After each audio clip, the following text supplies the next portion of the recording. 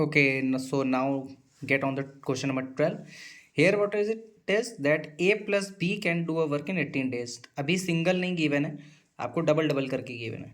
A plus B can do in 18 days, B plus C can do in 24, and C A plus C or A C plus A can do that work in 36 days. Okay, so you have to find that if A plus B plus C all three are working together, so how much time will they take to complete that work?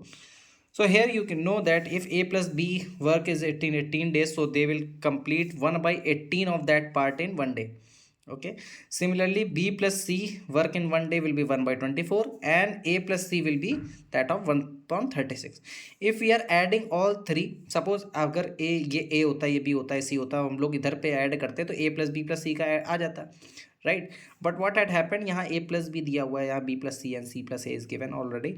So what we will do, we will just add these things, and if you will add these, what you will get, A plus B from here, B plus C from here, and C plus A from here, and they all working together in one day. That will be 1 upon 18 plus 1 upon 24 plus 1 upon 36. In this you can see that A is coming twice, B is coming twice, and C is coming twice, so we can write as 2 in bracket A plus 2 plus C's work in one day, that is equal to 1 upon 8.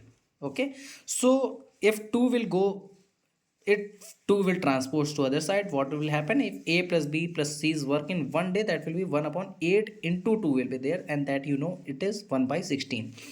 And you know, if work of one day you know, then you can know that how much days will they take to complete that work. That is just the reciprocal of this one, and you can see from here A plus B plus C take the time to complete the work is 16 days.